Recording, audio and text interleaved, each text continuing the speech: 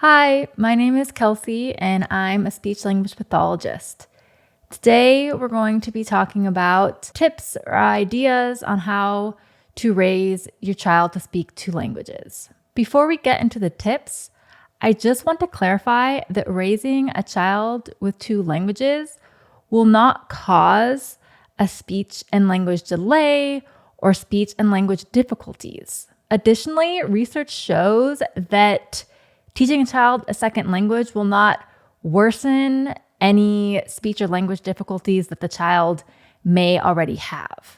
If you're interested in learning about more of the research that supports this, go ahead and check out links to the articles in the description below. Knowing two languages has many advantages, so if you have the opportunity to teach your child two languages, go ahead and do it, knowing that it will only benefit them. All right, let's get started. There is a lot of information on this topic. In today's video, I'm just going to be going over some of the basics.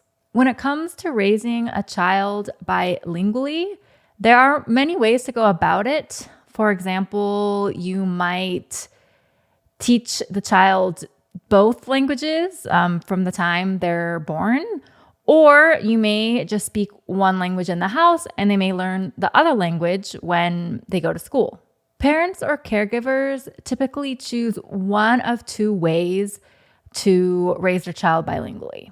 The first way is the one parent, one language approach. In this method, parents typically speak their native language to the child. So, for example, maybe one partner speaks English while the other partner speaks only French to their child. As parents or caregivers, we typically provide the model for speech and language for our kids. So speaking in your native language or the language that you feel most comfortable in can provide a good native accent model, model for grammar and grammatical structures. Another way to go about it is to choose one place where you speak one language and another where you speak the other language. For example, you may choose to speak one language in the house and the other outside of the house. A common second language where I live is Spanish. So the families may choose to speak Spanish in the house and English outside of the house, knowing that they may be speaking it outside of the house anyways and encountering situations in where they need to speak English. There is not one approach that's better than the other, so just go with what your family feels most comfortable with. If you as the parent or caregiver are comfortable equally in both languages, then my recommendation would to be not to mix the languages within one phrase. An example of this would be try not to say something like, voy al grocery store a las 5. Instead, you can just say, I'm going to the grocery store at 5, or voy al supermercado a las 5. An important note to make here is that it is completely normal and typical for a child to use two languages when growing up bilingual and even interchange them in the same sentence. This is a natural part of learning languages, and it's normal. If this happens, you as the parent or caregiver can simply repeat what the child says in one language. So if your child says, quiero ball, you can say, oh, you want the ball, or quieres la pelota. This will be helpful so that the child can hear the complete phrase in one consistent language.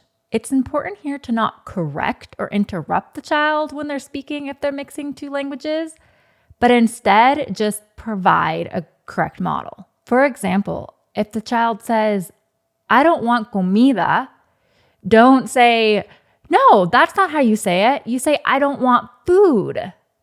Instead, you can say, oh, you want food, or quieres comida. If you know you're going to be speaking both languages to your child, you can just be sure to maybe say a phrase in one language and then pause before saying it in the other language. For example, you could say, ¿Quieres ir al parque?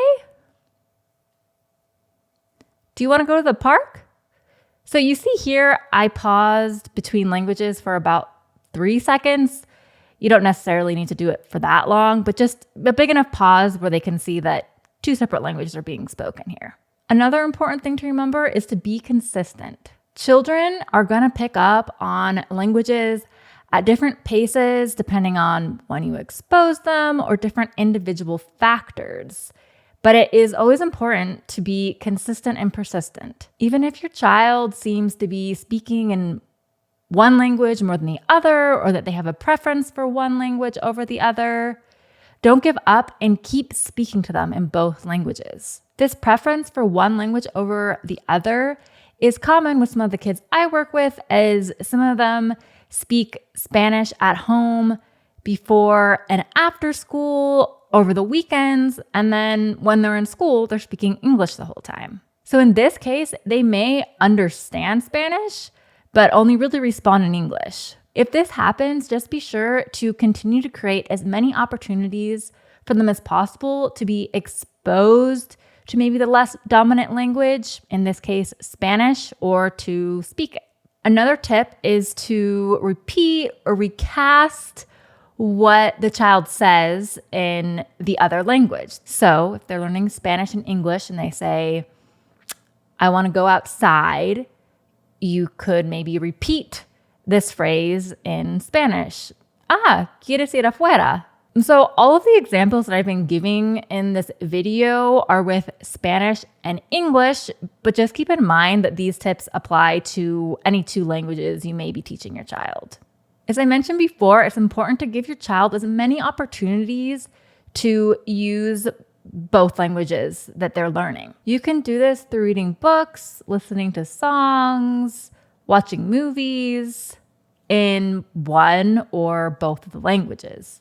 There are even some schools that offer bilingual programs where they teach the children 2 languages. If you're fortunate enough to live in a district that has one of these bilingual programs, definitely take advantage of it. If your child does have language difficulties and not one, but both languages, you may want to seek a speech and language evaluation from a speech language pathologist. My recommendation would be to find a speech language pathologist who speaks both of the languages that your child is learning and not just one. If this isn't possible, then the speech language pathologist may seek an interpreter during the evaluation process or therapy.